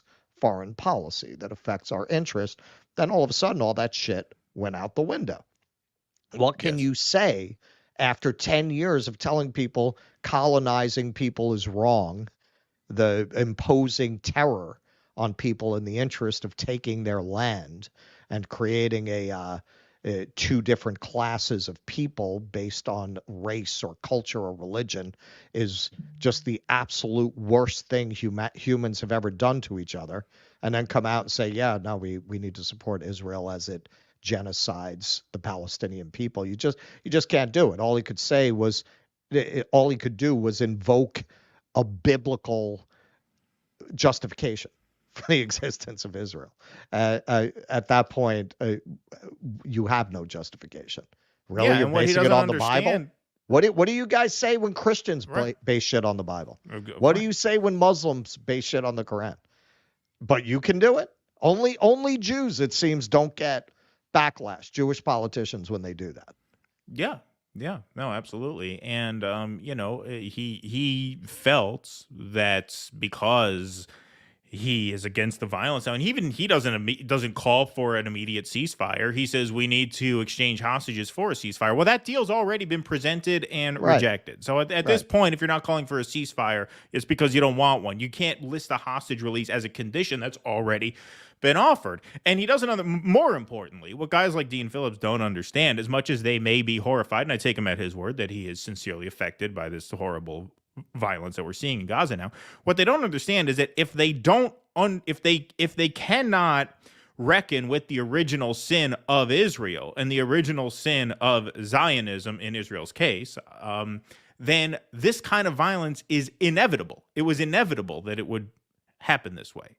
Hitchens said a quarrel with the creation of Israel guaranteed a quarrel with the Arabs because you took from them the thing that was most precious to them, their land. And so you were going to have violence as long as you don't believe that the founding of the state in the way it was founded was an original sin. Simple as that. Simple as that. Nothing controversial about that. Nothing bigoted about that. Here, two Jews saying that myself. I don't think we needed a state to begin with. If we did, Germany did the crime. They were split up. That's it. Boom. If Problem you solved. were going to take a state, look, if at the end of World War II, they had given Jews part of Germany, I would support it 100%. 100%. Exactly. Yeah, they did the crime. They're going to do the time. What? That land went back and forth between different kingdoms and powers and duchies for centuries. So you give what? You were always there? No. One year it's the Austro-Hungarian Empire. The next year it's under the Tsar. You give part of that land to the Jews? Fine. Who would complain? Who would complain? You go into the most hotly contested real estate on the planet that is the focus of what I consider the religious mania of 3 different religions. What the fuck you think's going to happen? Also, oil under the ground all over the region. Right. What do you think is going to fucking happen? Exactly. Right. I mean, in the end, because of that religious focus, as many have suggested, Jerusalem, at the very least, should be a UN managed zone. It should not belong to any nation.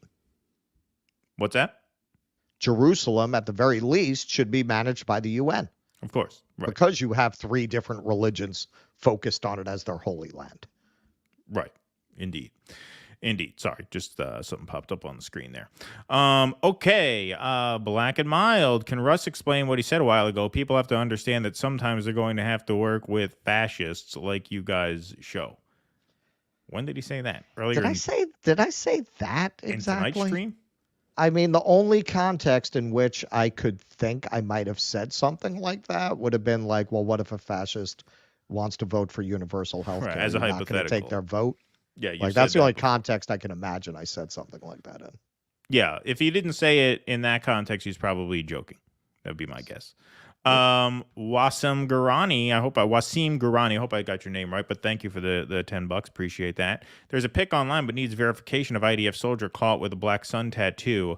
Either Bibi revising Hitler history caused society brain melt or a non-Jewish mercenary. Zionism is Nazism. I haven't seen that picture that you're talking about, but I haven't seen it either. I will look that up. Quintessential, Cornell and Jill shouldn't fight, but if you want to hear drama, go to Tim Black's Cornell interview stream just now. Wow, 25-minute mark for half a minute. Language stronger than I heard before. Want to react to it now? I can't do that now. We haven't seen it. But yeah, if we haven't seen it, I can't really do it now. Can't go in cold like that. That wouldn't be the professional thing to do. But thank you. I will certainly look it up now that you mention that. Maybe we'll do it Tuesday. I mean, if it's hot as you're saying, it's going to be all over left YouTube in about 10 minutes. Yeah, exactly. Okay, well, fine. I guess I can get on Briahna's team again. Thank you, Bloodthirsty Mayonnaise. Appreciate that. Sam, Phillips looks like a foot that's been in the tub too long. Thank you, Sam. Appreciate that. Zionism, 2 wrongs make a right. Thank you. Appreciate that. Okay, let's see if we got any Rumble rants. We do. Roy the Goy. Russell, I'm worried that the deep state will rendition you at the airport, fly to Guantanamo, and then lock you in a small cell where you're forced to listen to Taylor Swift music on a loop. Well, that'll certainly, I don't know if that'll break them, but that'll be close. That'll be close for That'll sure. be close. Hey, man, I'm not kidding. I'm not bringing this shirt. There you go. Like, I definitely don't feel like I'm going to a country that honors free speech. And yes, we have our problems here. It's a question of degree. $1 Million Trooper, go away, Baton. Thank you, $1 Million Trooper. Appreciate that. Let's see. Crown Heights Brainiac. How can you recognize the state of Palestine when you don't agree with them having a military or government? His shaming tactics don't work. Exactly. Colin Radix Carter. Hey, Colin. Hope you're well. Haven't seen you in a while. What's up? Thanks for the $4.99. Bree should have asked Dean, R.E. giving black reparations since he sympathizes with our struggle. Yeah, that would have been something. I didn't watch the first hour of the interview. I only watched the part that I knew she was going to nail him on because I tried to talk to him about that. But I don't think they touched upon that, but I could be wrong. But yes, that certainly would have been a good question to ask. Pretery, Keaton, have to ask, why send to Jewish daycare for fear of anti-Semitism elsewhere? No, that's not what I meant. I'm really trying to understand. Real concern, do they look so? No, I meant we just sent the kids to a Jewish community center for daycare because we liked the place. One of our friends was a teacher there, and the kids were really cool, and it was just a real nice place to send the boys. It had nothing to do with like us wanting to send them to a Jewish daycare or us being afraid that they would run into like now they're at a Goy daycare. They're at a regular upstate New York Little Red Schoolhouse. I don't think any other Jews in their class, from what I could tell, and we could usually spot them, right? Yeah. So no, it's not about that. It's not that I wanted them to go to a Jewish daycare. That just happened to be what we thought was the nicest place at the time. And what I meant when I said that is that safety is a concern at a Jewish daycare because Jewish community centers have been targeted in the very recent past. So that's all I meant by that. I'm not saying we had to send them to a Jewish daycare because they would be discriminated against elsewhere. No, not at all where I was coming from. Sorry if I wasn't clear on that. Being for Black America is woke. Being for Palestine is not. Why is Black America always the pejorative or the imagined on DD? Getting old. Being for Black America. Hang on. Let me read that so I can take it. Yeah.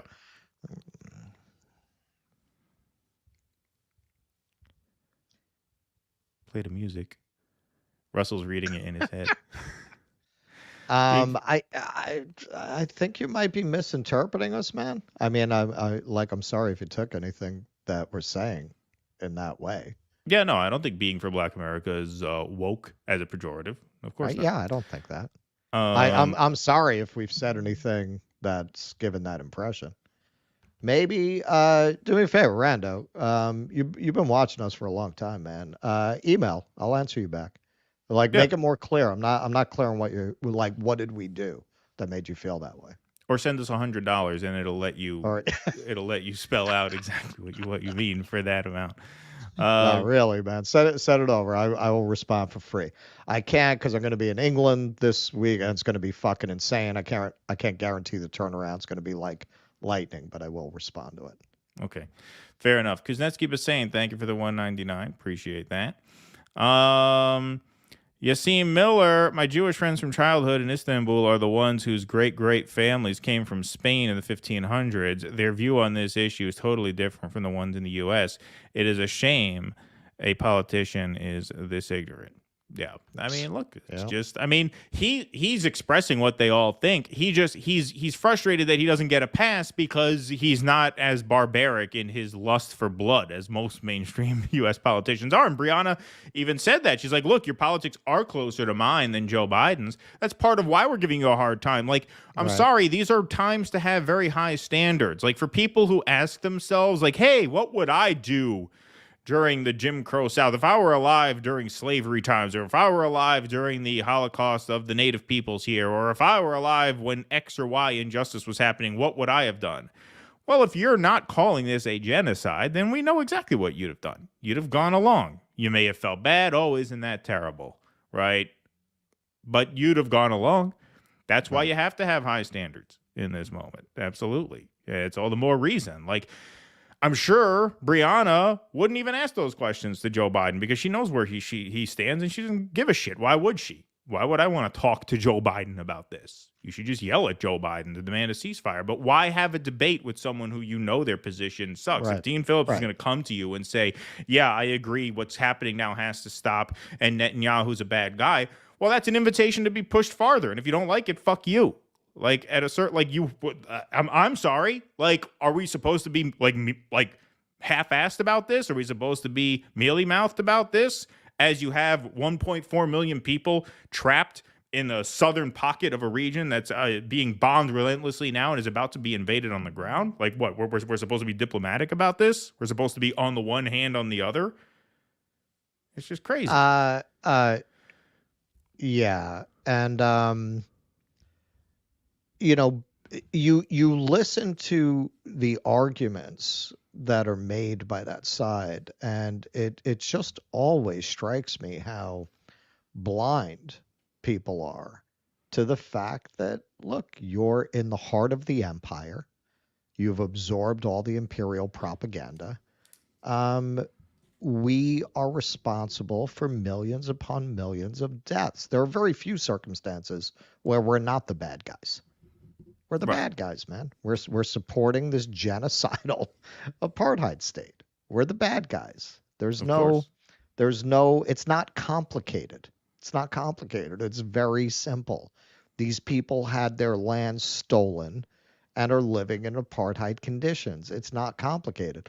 And this is why increasingly people like Dean Phillips are getting confronted by just the plain reality of Israel. And what can you respond other than I'm offended?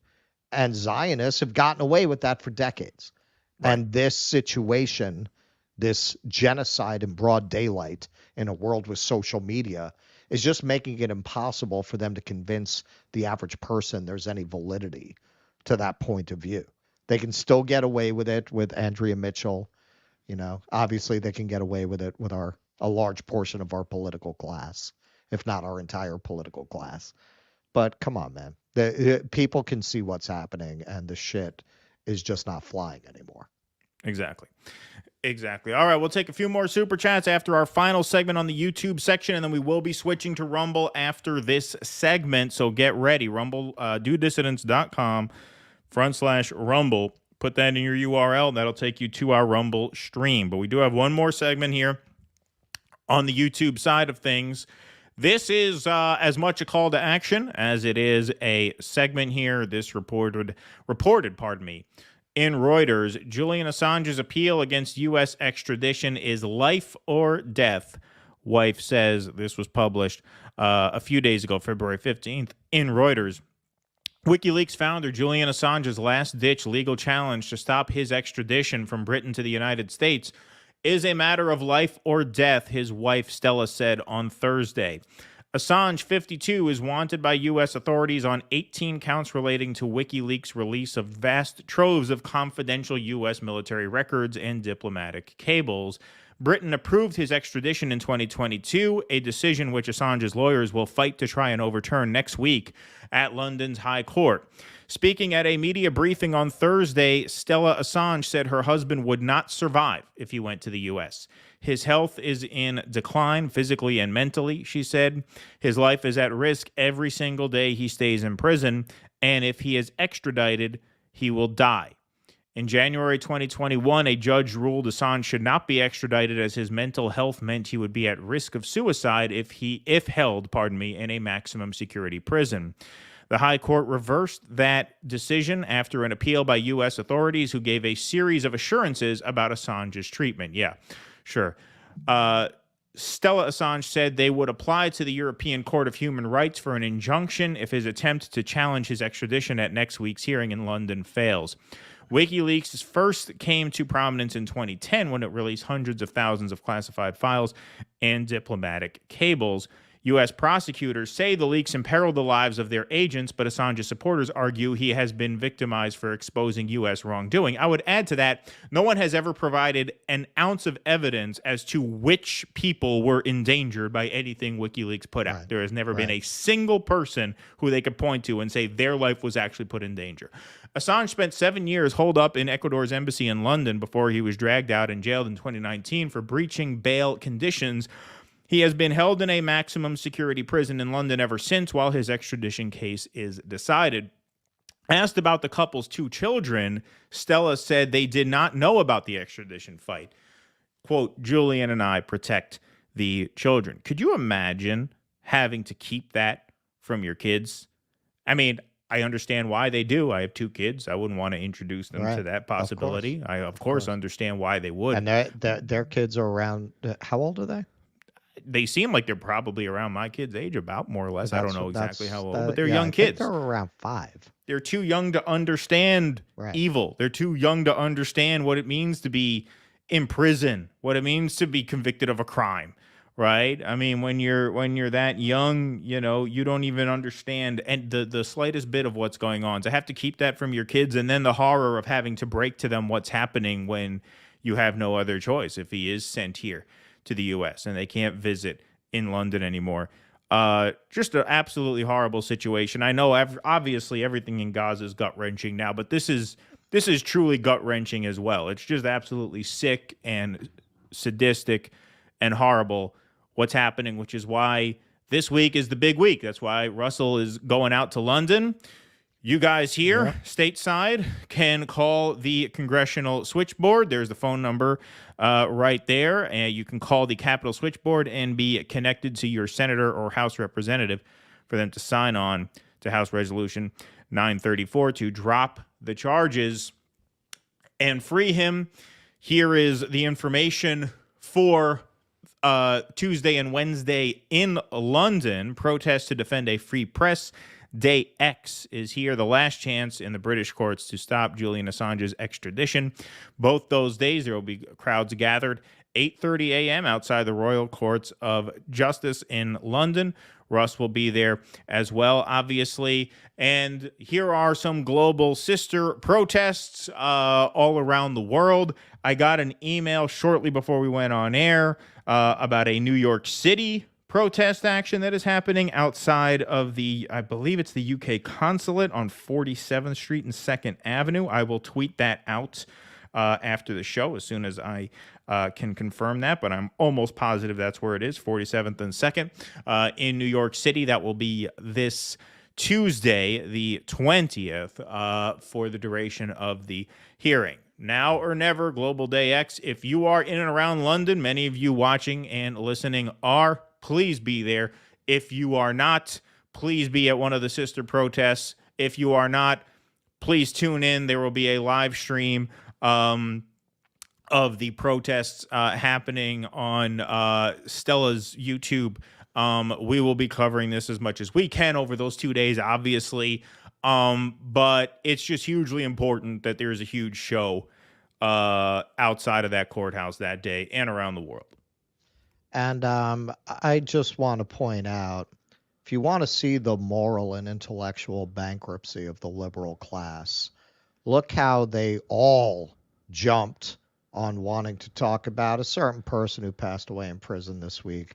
I take it we don't want to talk about it here. Well, we won't step on the segment. We're going to be talking about we'll be talking about him on the Rumble side. We'll talk about that on the Rumble side. But if you've noticed, all the shit libs are all, without really knowing anything, they just repeat what they hear on TV. And not from a word Cornel West's feed. And from Cornel West's feed. Not a word about this.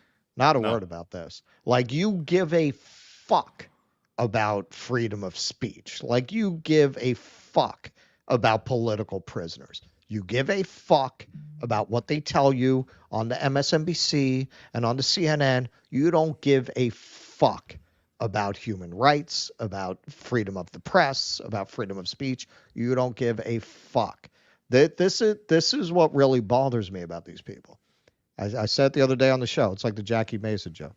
Gentile, he walks in a restaurant, you give him peas and carrots, he eats peas and carrots. He knows it's not his business. Right. Jew walks in the restaurant like a partner. I want a table here, not too drafty, not by the window.